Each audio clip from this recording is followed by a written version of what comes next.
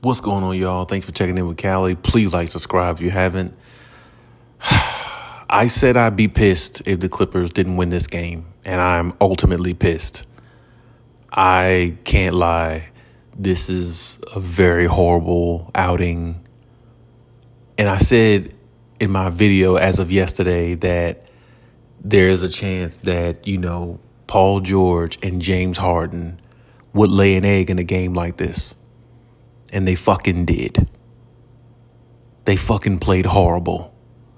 For the 33, 34 points both of them had last game, you can't come out this game with 15 points, 14 points, 2 for 10 shooting, 3 for 14 shooting, or whatever the hell Paul George was shooting. And this is the reason why I said before.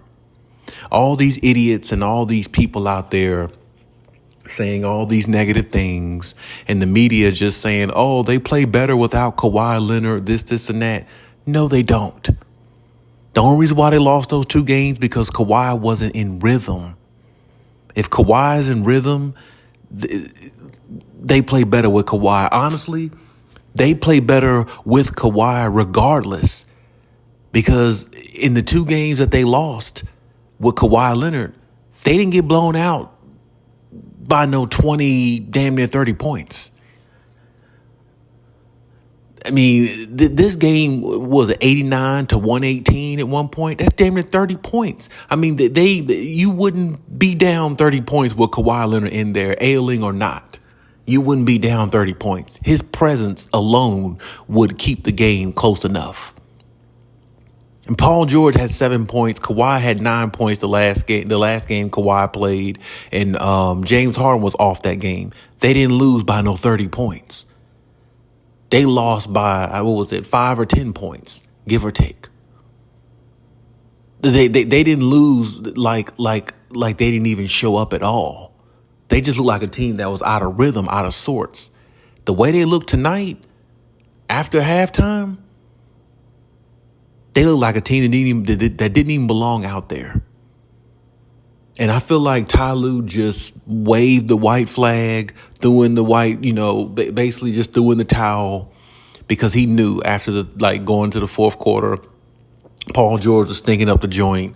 James Harden did the same thing. And this is the problem with those 2 players. I've always said, and I think this is the reason why the Clippers didn't re-sign Paul George just yet, because re-signing Paul George, even though he's good, but there's games like this. If Kawhi goes down, you have got to pick up the pace. You scored 34 points the last game, but going to this game right here, knowing that this game was needed, knowing this was a very important game, knowing that this game really is a make or break, because whoever wins game 5 usually wins the series 80+% of the time.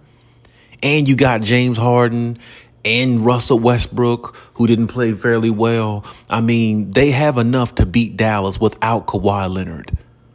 And I know a lot of people are going to blame Kawhi and say all these things about Kawhi and all this stuff. But Kawhi tried. He came out there. He wanted to play. He played those 2 games. And, everybody was sitting there saying, people on the Twitter and the media was blasting, oh, they lost because Kawhi is out there. He ain't got no rhythm. Sit him down. All this stupid crap people were saying. Okay, cool. The Clippers organization listened to a lot of the fan base. We'll sit Kawhi Leonard down because he's fucking up our rhythm. He's the reason why we're losing. But then you look at a game like tonight and they lose by 30-something points damn near. And they wouldn't lose nowhere near close to this if Kawhi Leonard was playing. If Kawhi Leonard played this game, if they did lose, it would be by 10 points or less. If they lost. But if they were to lose, it'd be by 10 points or less. Because Kawhi's presence alone makes it difficult for teams. It just does. So, I mean, a game like this where game 5 is crucial, you got to come out and play better. And they played horrible. From top to bottom, they played horrible, especially after that second. At halftime, they were down by 10, I believe. But you just never had a real good feeling about the way this game was. When it was 48-44, but right before, a couple minutes before halftime, I just felt like Dallas was in control. I feel like Dallas is in control pretty much the whole time. And as I said before, Luka's not going to struggle every single game. Kyrie's not going to struggle every single game. Well, actually, he played good last game, but still, you can't expect both of them to struggle every single game. Now the role players came out, now they were hitting shots and stepping up to the plate and all these things. And James Harden, being James Harden, same thing he did on Philadelphia. He had a 40-point game in Philadelphia. He had 2 good games with Philadelphia and laid an egg at the time when you didn't need him to. And Paul George, playoff P, he's been known to do it as well. And I know, like I said, a lot of people going to blame Kawhi for not being there. But, I mean, it's been the same thing years ago. In the bubble, what was the issue? Kawhi showed up in the bubble. Kawhi showed how great of a player he is in the bubble. Paul George didn't show up. So they lost to the Denver Nuggets in an upset loss. It's the same thing. So, I mean, I don't know why people want to sit there and criticize Kawhi. But even if he is there, it doesn't matter. If none of the other players show up how they're supposed to, they still probably would lose. Not unless Kawhi just goes nuclear and save the day, which he is capable of doing that. But people don't realize he saves the day a lot for the Clippers. That's why he gets hurt all the time with this team. Because they put too much onus on him offensively and they overuse him. Ty Lue overuses him too much. And it's not really balanced with the scoring. It's like almost take-turn basketball to a degree, which is the reason why the Clippers have not got over that hump.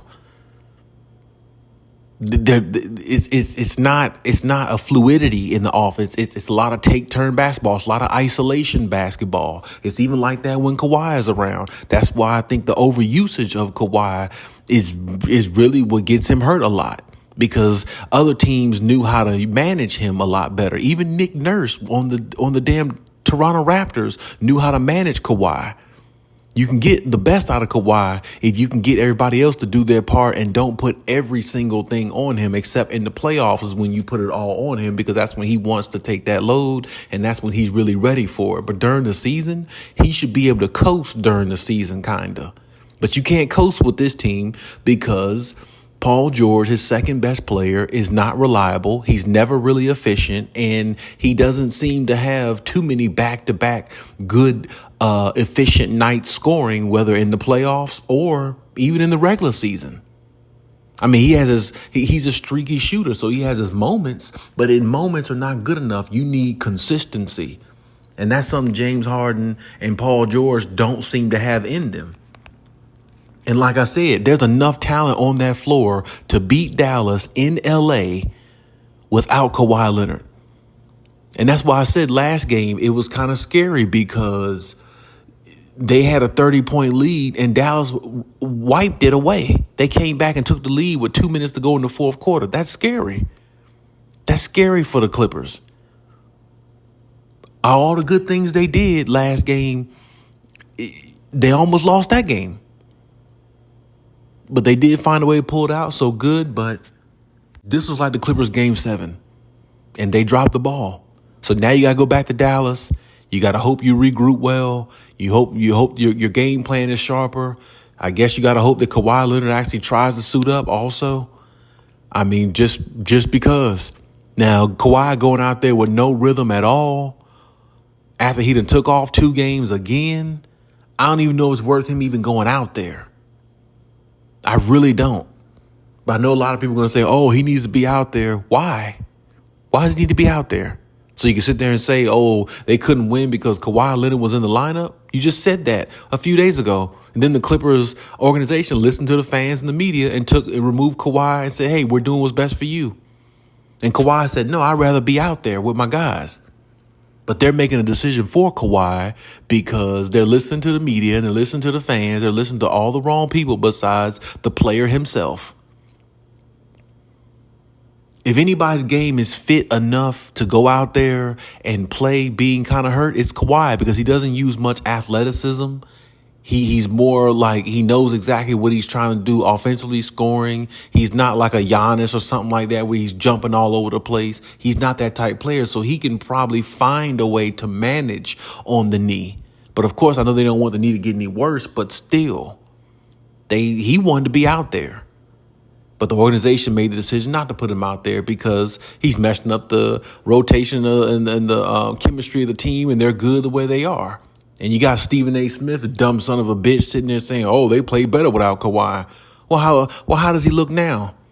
No hairline bitch. How do you look now? He looks like shit. Just like the rest of the people out there saying the same thing. Okay. Not saying it's over for the Clippers, but damn, it sure feels like it. I really want to see Paul George and James Harden get the Clippers out of this one. Because honestly, with all the talent they have, they can beat Dallas without Kawhi Leonard. But they got to be more efficient, and they can't lay an egg in games like this. Because I knew for some reason, I knew Dallas wasn't going to lay an egg. I knew they won't come out swinging. I knew it. And the Clippers just couldn't counteract. Oh, well. On to the next.